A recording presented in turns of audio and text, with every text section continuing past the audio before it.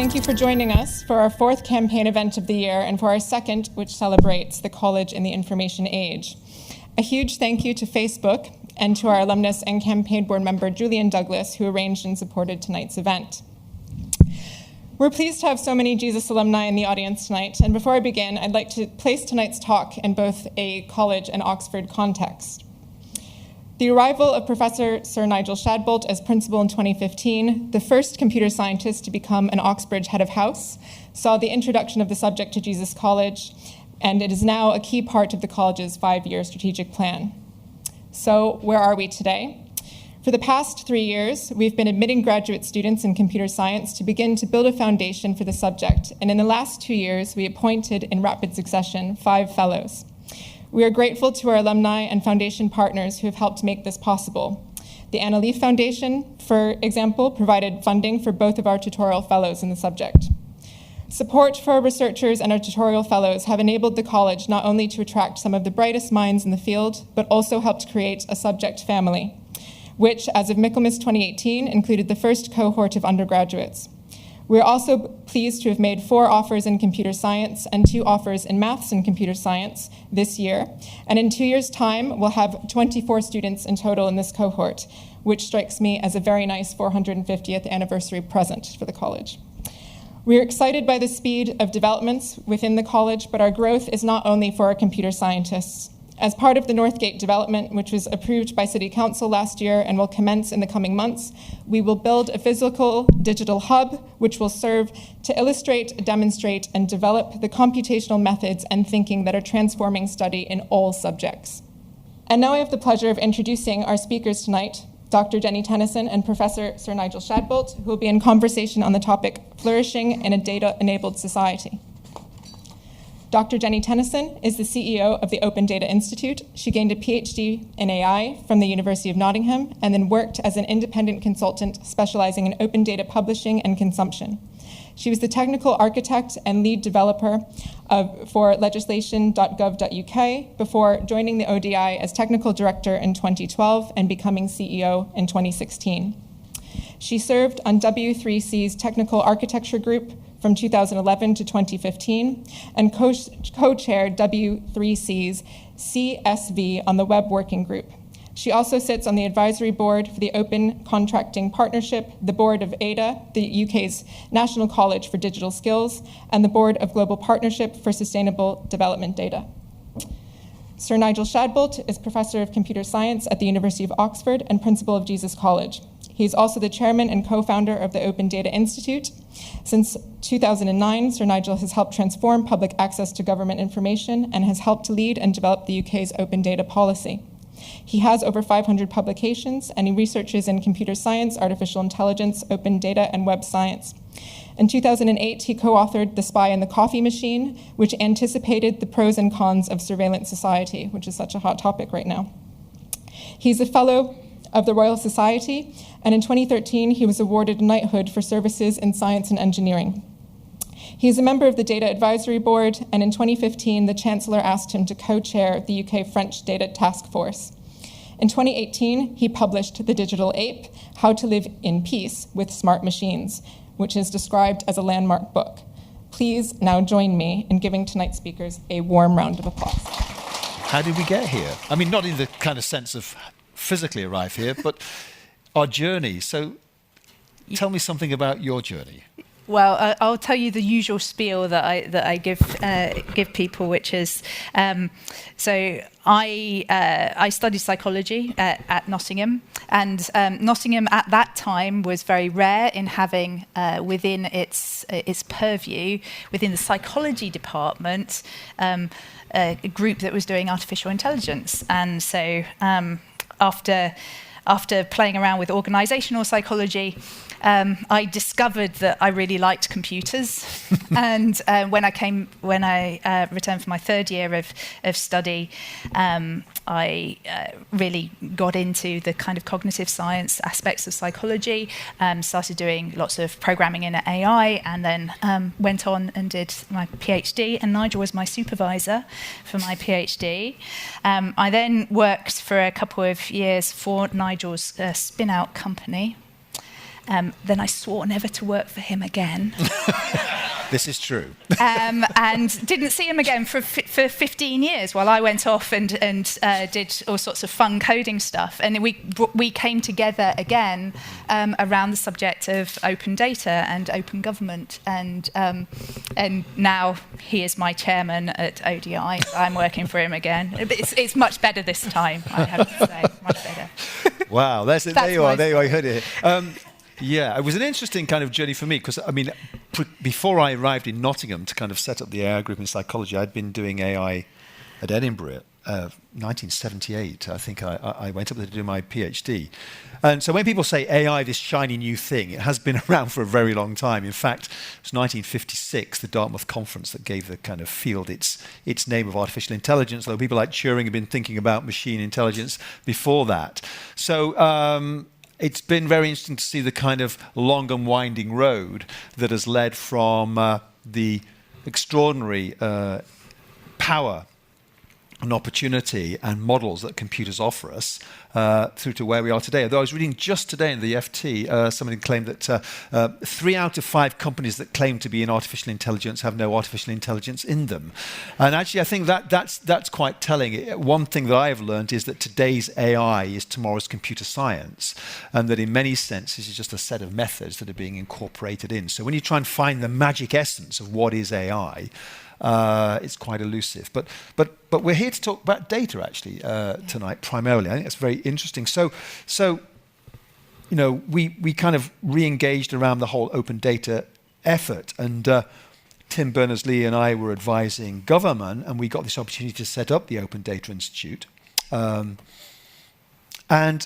from the outset, we hoped, but I mean, you're now leading as CEO of that effort, it's a very mission purpose-driven thing. So the website says the Open Data Institute works with companies and governments to build an open, trustworthy data ecosystem where people can make better decisions using data and manage any harmful impacts. That sounds like a very purpose-driven thing. So why are you so passionate about that mission? Why did you come and work again for this bloke you said you'd never work for again?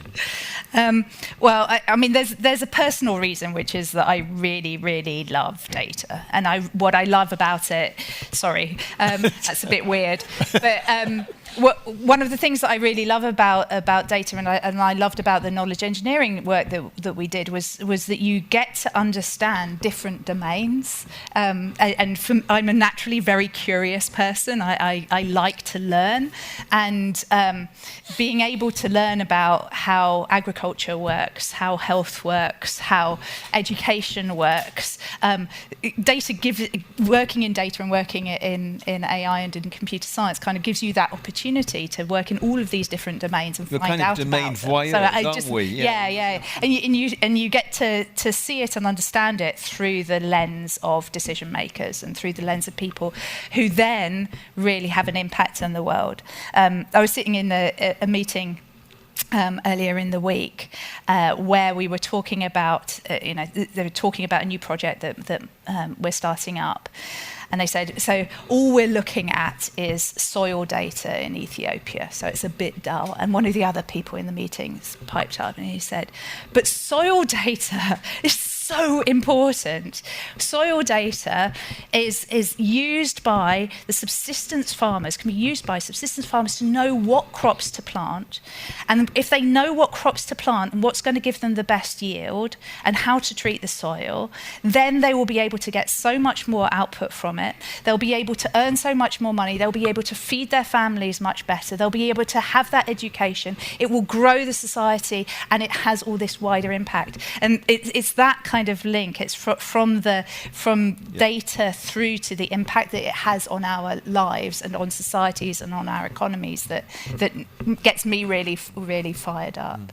And I think that in our mission we talk about both about openness with data and that data flowing to the people who need that information in order to make decisions, but also the fact that we need to have trustworthy handling of data, that there are harmful impacts, and we can see around us the kind of harmful impacts that can come from misuse or miscollection of data. It's a really timely and important topic. Yeah, I think I'd agree with you. That kind of sense of how powerful data is when it's put into decision-making engines. I mean, so I think a lot of us in AI got into data because it was the raw material in a certain sense. You needed that for your algorithms, whether you're using classic rule-based systems or modern machine learning techniques. And data, of course, data sounds very dull, but actually it's usually not data, it's information. You know, it's something you know the meaning about, and you can put it to use, as you say. And when we were trying to open up government data, we couldn't believe what wasn't open. I mean, the fact that you couldn't actually get open downloads of when the trains ran or what the fares were or where the tubes were. And now we've got entire industries and apps that are kind of taking that, if you like, public service generated data and generating value out of it. That's right. And I think for geeks like me, then the drive is, can I get hold of that data and do something interesting with it for myself, just because I'm interested? But the bigger picture is that social impact, that economic impact that making more data more accessible can have. Of course, it's not that we want to make every kind of data available, right? I mean, you talk about the harms, and one of the difficult challenges, I guess, is to work out what is genuinely best served as open, a foundation of accessible, relicensable, very permissive licenses to use that data as you wish, and stuff that actually you'd rather just share with a more limited circle. Or some people would say this data needs to sit within a very, very secure perimeter. So how do we explain that and make those distinctions in a helpful way? So we talk about data being as open as possible, and then listing off a whole bunch of things that you really need to take care of. So whether that's while protecting personal privacy, corporate confidentiality, national security. My favourite example at the moment is from some work that we're doing around what are called data trusts, which is this concept of having more constrained and well-governed data sharing, where there's a third-party data steward that can really make some good, well-thought-through decisions about what data gets shared. One of the pilots that we're doing is around endangered animals. It's about, for example, people have sensors in jungles that detect the cries and the footfalls of different kinds of animals. You can tell then where there are, endangered tigers or elephants or whatever. And so that's another place where there's sensitive data. You don't want that data shared. The location of endangered animals were most likely to be the ones that people want to poach and go after. You don't want that to be shared with everybody, but you do want that data to be used in order to help those who are trying to prevent poaching to know where to set up their perimeters or whatever. It's a great example, isn't it? Because literally it is a matter of life and death in Kenya or wherever, where rhinos and elephants are being poached. And it's a lovely example because it's not about personal data, right? It's not about people's data, but nevertheless it's something that we want to protect. Sensitive. Yeah. So this idea of having a spectrum of types of data and understanding what so there's no one simple set of licensing, there's no simple set of regular... The data landscape is quite complex and nuanced, right? Yeah. And so, as you were saying, there's that foundation of data that can be open and can be data that anyone can access and use and share. There's this range of data that we think is really powerful and useful, but maybe for research purposes, you want to have some constraints and control around it. Perhaps it's the data that drives the machine learning, that drives new products and services. And then there's this other kind of sweet spot, I think, on where you get different access, which is individuals or individual businesses being able to access data that is about them, so that they can decide to, put it into an app that pulls together all of their health information, for example. Yeah. So so the Open Data Institute is a company limited by guarantee, so any value created goes back into its mission. So what would you say are the main areas of work that you're leading at the moment? So I mentioned the data trust work that we're leading at the moment. So that's work with the Office for AI in the UK. We're doing 3 pilots, which are completing at the end of March in very, very rapid timescales.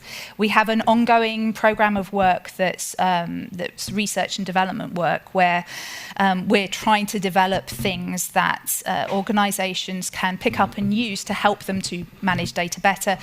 So, for example, a data ethics canvas that helps organisations work through some of the questions they have to consider when they're creating systems with data.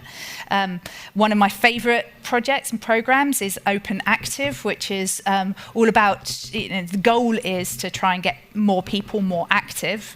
One of the big barriers to people being active is that they don't know where to go for their Zumba class, or in order to book a squash court or whatever.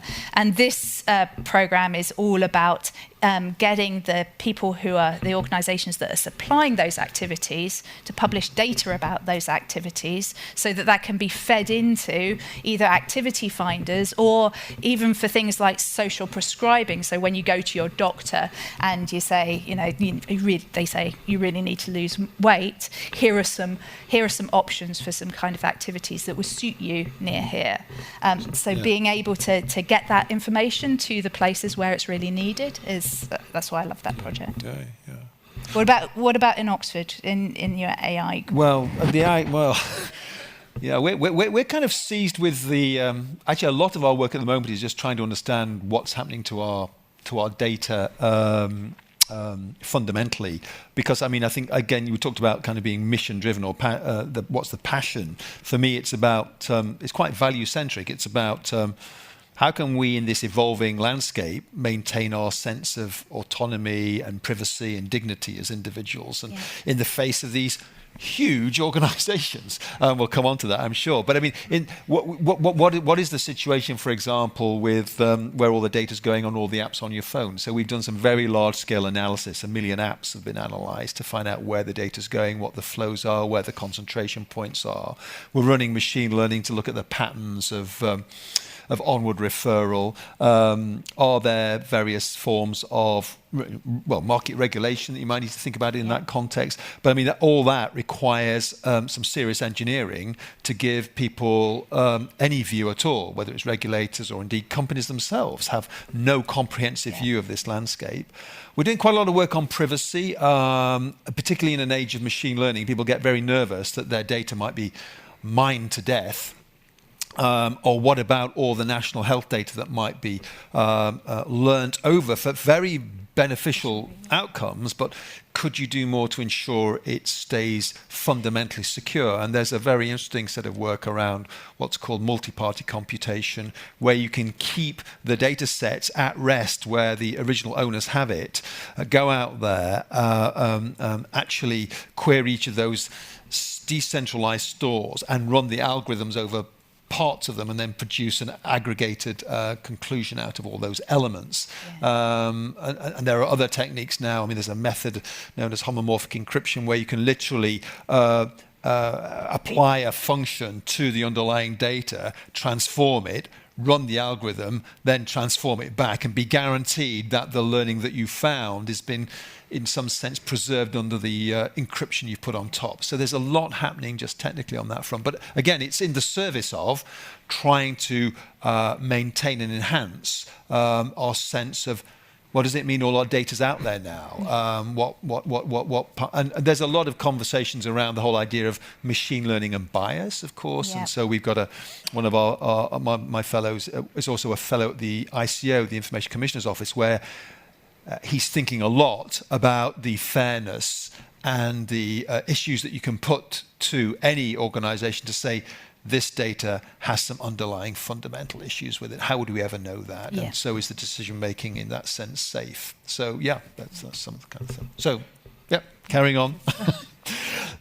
Now, data is often, in fact, I was reading, data is often described as the new oil, right? Okay, and you and I have a bit of an issue with the new oil. I think it makes us grumpy for different reasons. Okay. And I just like to explore the new oil, just about the most catastrophically inappropriate analogy, but people reach for it, so it's obviously appealing in some sense, but... Yeah.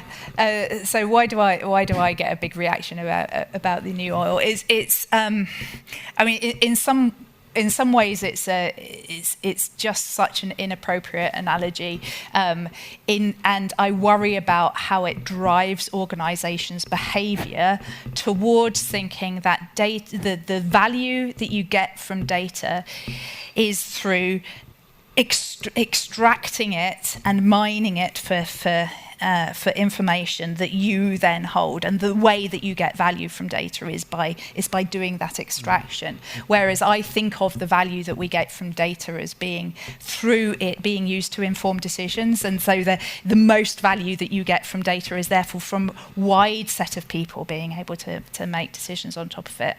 I also don't like it because it makes out that it's just there to be taken, whereas perhaps because I come from this very engineering kind of mindset, I know that we choose what data to collect. We choose how we make it available. So the analogy that I tend to use for data is the analogy of roads, that the data that each data set that we have, you can think of as a road. Some of those roads are little more than beaten paths. They're very low quality. They're hard to handle.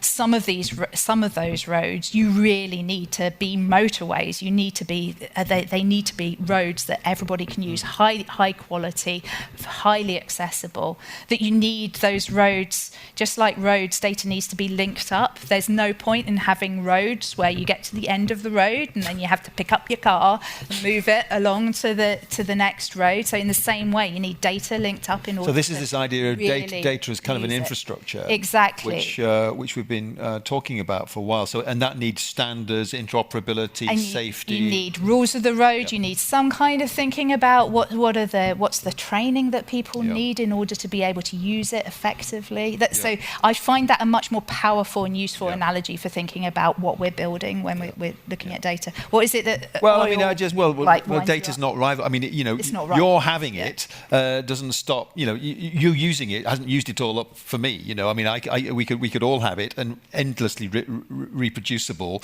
It's just got the wrong economic model thrown over the top of it. I think in many ways, and I just also think that, as you say, it promotes this idea of. I mean, the power of this extraordinary resource is it's actually becoming ever more plentiful. It's superabundance that is actually kind of the challenge of data, not its kind of peak data about to run out. The one thing that I think is useful about the oil, or I find compelling about the oil analogy, it is the fact that the use of oil has had all of these other externalities, right? We have climate change because of a big use of oil, and in the same way, an overuse of data also may have some of those harmful impacts. I mean, the other thing, of course, is that this idea of possessing it. So it's something that you want to kind of get the oil reserves in under your control. Now, this is something that has kind of been promoted a little bit in the data discussion, and the idea is that big platforms have all the data, and we don't have any self-determination in that. It's our data. It's been kind of plundered in some sense or extracted from us. And the pushback, well, I mean, we'll come back on your views on that. But I mean, the pushback has been, well, maybe we should own our own data. But you're not happy with that model. Right? You think that's a poor model as well, owning data. I feel like I'm just being critical of everything. No, right? no. But yeah, there are a few pieces around that kind of notion of individual ownership of data that is about you, that actually when you work them through end up being problematic. One of the big ones is that data that is about you is also about a whole bunch of other people. If you think about your health record, right, it's also about your parents and your grandparents and your children. It's also about the nurses and the doctors that treat you. And so giving only you the permissions, the final say over how that data can be used seems to neglect all of the rights of other people that other people might have over it. So that makes ownership just a little bit more complicated. I think there are also some practical things about following the line of reasoning. So there's big questions over the degree to which people can, not just from a capability perspective, but also just logically whether you can anticipate all of the ways in which data about you might be used in the future, such that you can give informed consent now about that collection and that use, right? Because we, from the work that you were describing in Oxford, we know that data flows around this system in completely unpredictable and unknown ways. How can we really, as individuals, give a truly informed consent to that use? And there's another thing about where we go with what that means about payments for data, which I think is problematic. But people have often said, well, why don't we kind of make a microeconomy of payments for the data we ship out? You think that's problematic? I think that's problematic because it creates these perverse incentives where it's a bit. The European Information Commission has made the point that it's a bit like saying that it's okay for there to be a market in human organs. Just because you can sell something doesn't mean that you should be selling it. And for me, then people's privacy is something that you shouldn't be selling. Yeah, okay. But I mean, what was useful? I remember, again, one of the things that I was asked to help was setting up in about 2010, 12, this thing called the My Data program. Yeah. Now, that we did often talk about trying to rectify a perceived imbalance between government and the citizen, or big corporates and the consumer, where the individual had very few, it was even on the transactional data that you had with your utilities or your bank, could you get that data back? I mean, you've at least moved the dial on that. I mean, you can go to your bank now and there's a My Data download button. You can get all those transactions back. In fact, people would think it odd if you couldn't. Yeah. So it is sometimes about trying to, at least the narrative is to rectify the balance. I think that there's kind of the positive controls and the negative controls, right? There's the piece about individuals being able to say, no, don't use data about me in those ways, and to say, I positively want to be able to use data that's about me in this way. I want to be able to import it into these other applications and so on. But I think that we haven't quite cracked that piece around permissions, where given that there are multiple people involved, and that's the thing that I think that these kinds of initiatives, the My Data, the data portability right in GDPR, open banking, all of those initiatives are great in giving people that control and ability to use data in novel ways, but we don't quite know what the systemic effect is going to be yet, which means that how we put in place monitoring, how we watch what's going on and make sure that we can act fairly quickly. Well, this is very much work in progress, isn't it? Because this landscape's emerging so fast. That's right. So we don't know what the rules of the road, as you were describing, might be. I mean, we're 20 minutes into our 40-minute conversation before we go to Q&A, and we haven't yet mentioned the elephant in the room, or the elephants in the room. The new platform businesses of the 21st century do regard data as a key asset. So what kind of job do you think they're doing for consumers and citizens, public and private organisations, governments? I mean, where do you sit in that? I think that platforms like Facebook, like Google, like Amazon are in a very difficult position, actually, because we're demanding different contradictory things of them, right? So we say that we want competition, but then we don't want them to be sharing data about us. So one of the main ways, like my data can be used in order to help promote competition, but there are risks about sharing that data. We say that we want to have privacy, that we want to have controls, but we also want to have good service. We don't want to have to be filling in many forms of pages to give us that kind of control. We want user friendliness. We say we want that data to be used to support public sector decision making, but at the same time we say to them that we don't want data about us that is captured by those platforms to be used for government surveillance, right? It's like there are these multiple demands that we have on platforms. I don't think that we know how we want them regulated, what their role should be in our societies and our economies yet, and we're all kind of feeling our way around it. So I suppose the easy steps are more around providing transparency about what's going on, enabling others to be part of the conversation, enabling third parties, enabling civil society to be part of the conversation about to shape that behaviour rather than trying to do everything themselves. I mean, it is a challenge for them. But I mean, I think the question is, they are now such big incumbents, and we're talking about 6 dominant companies in the West, and an equivalent set, of course, coming out of Asia, which is an interesting question. Can you really imagine governments wanting to,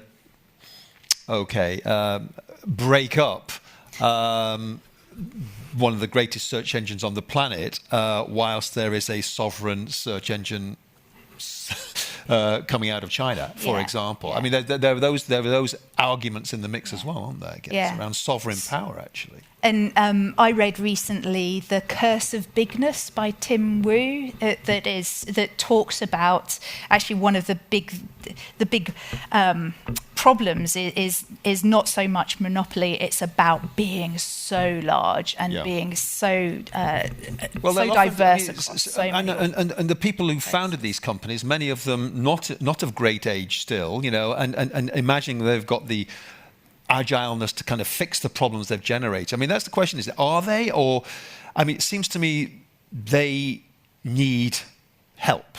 And actually, they should be willing to be helped on that journey, because it's just a huge bet otherwise. Yes, yeah, I agree with that. So take an example of that, say with Facebook, is around political advertising. So we know that the highly specific micro-targeting of advertising is a problem, that it leads to a lack of it means that we can't check and provide counter arguments to the arguments that are being made to those very tight populations.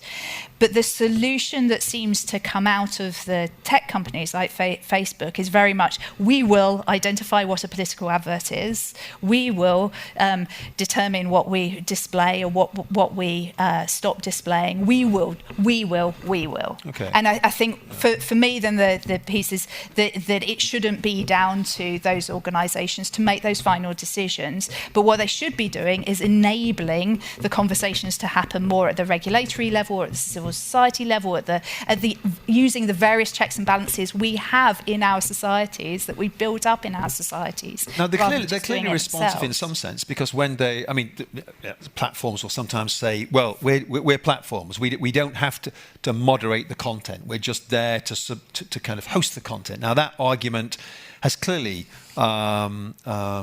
pivoted in some areas, everything from child pornography through to hate speech. Big companies are saying, okay, no, we will take responsibility for, it sometimes come at a degree of pressure, but after a time, they're beginning to recognise that they have editorial responsibilities? I mean, how far does that go?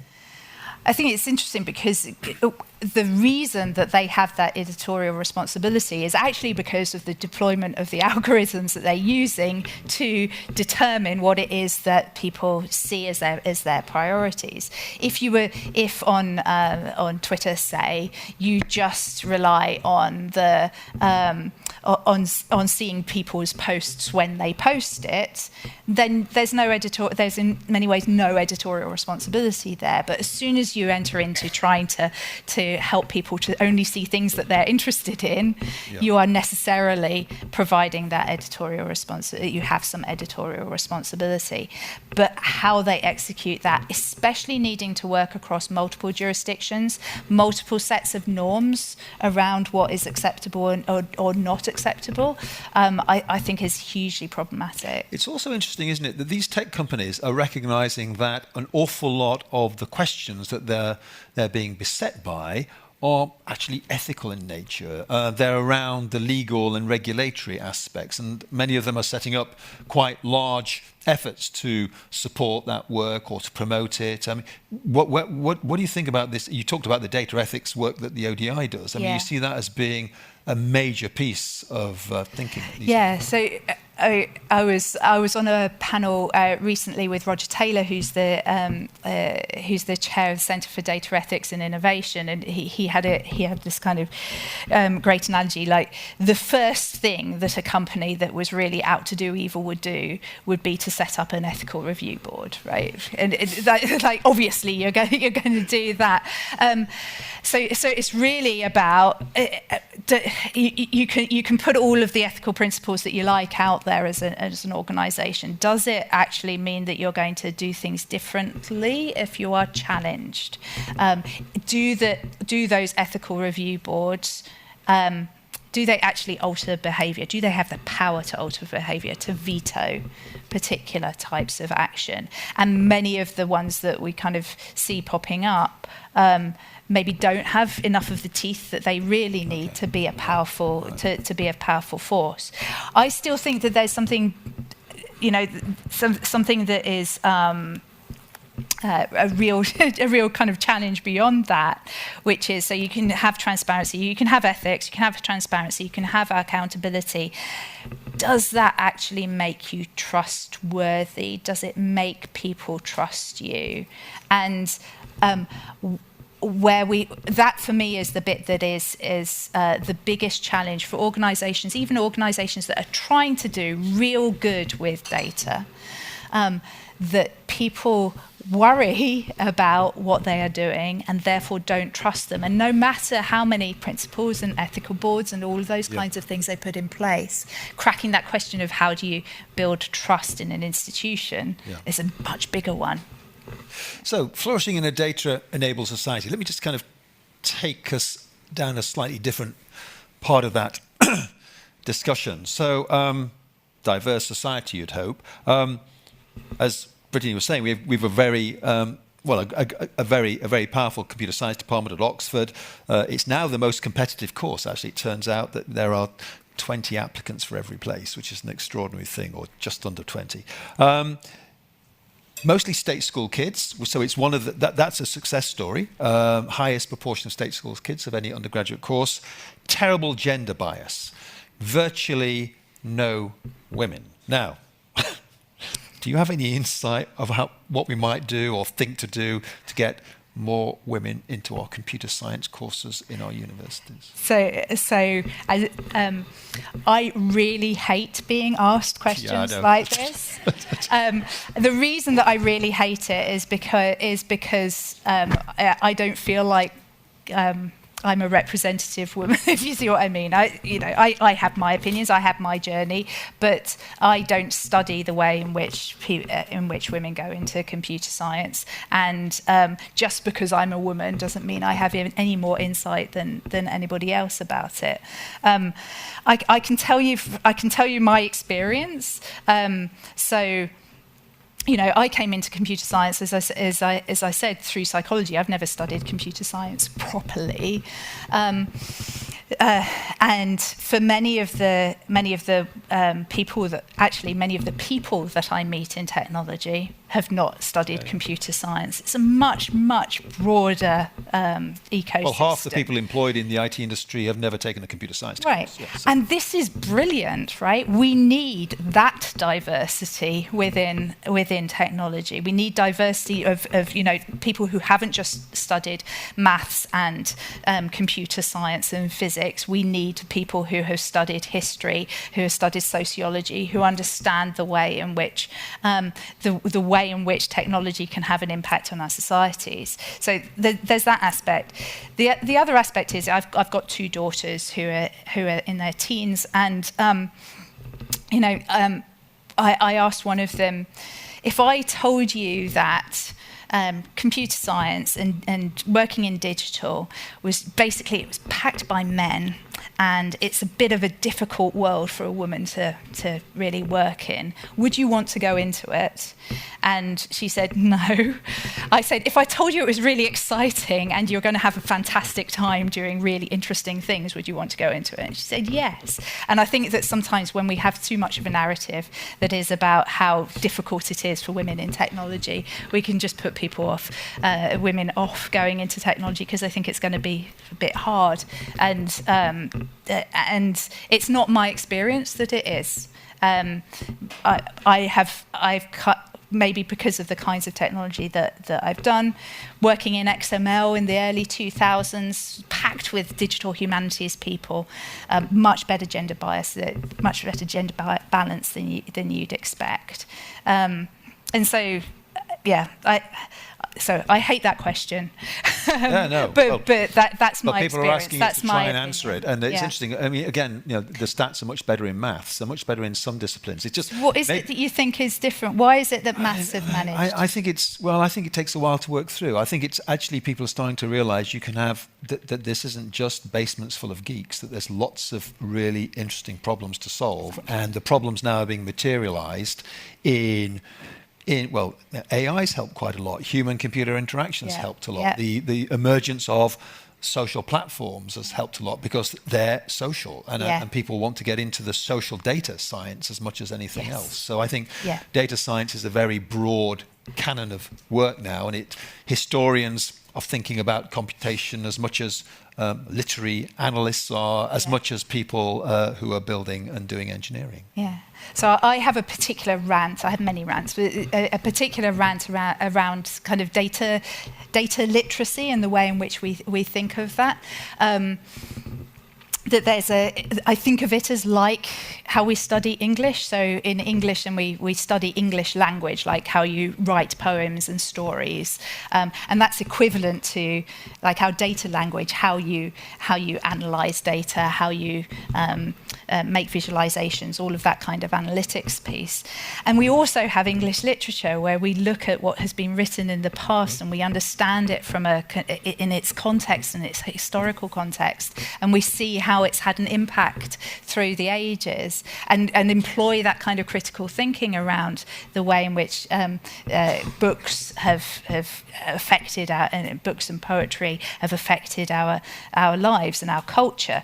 And in the same way, we need to have data literature. We need to have that study of the way in which data has been employed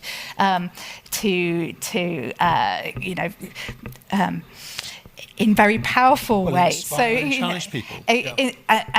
I used to do this in open data all the time. I'd run around. Everybody tells them about this, the Jon Snow work. Exactly, or Florence Nightingale's work. And, exactly, or the Doomsday Book, right? It's all data collection, and it also employs that thing about who is it that is doing this collection, who are they making decisions about, on what basis, what is the historical context, how has that changed over time? And I think that form of thinking about data is actually the kind of thinking that we need right now.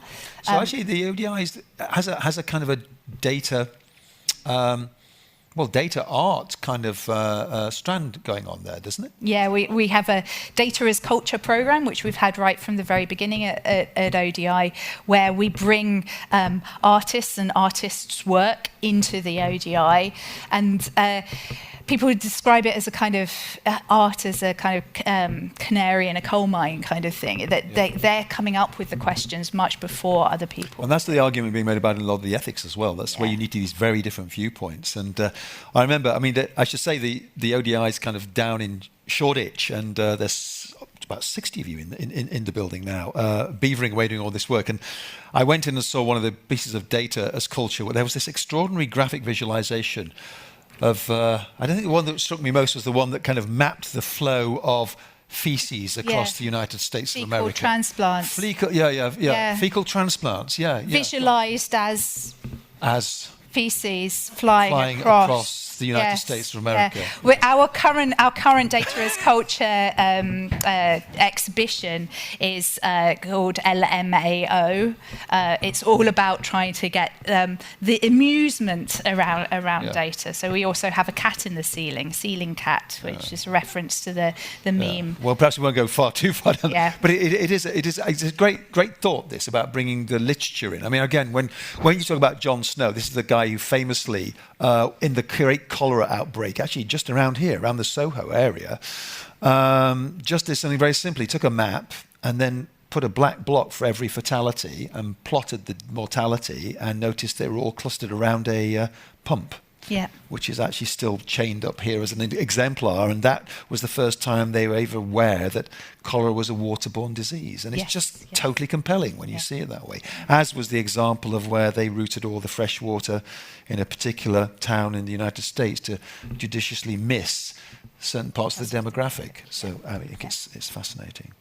So I mean, just as we've kind of almost at the end of our allotted 40 minutes, there is one thing that people do worry about, is this dystopia, this kind of data dystopia, the panopticon, the kind of everybody's got so much data, they're just kind of using it to survey and control. It was something that Kieran and I talked in the Spy and the Coffee Machine.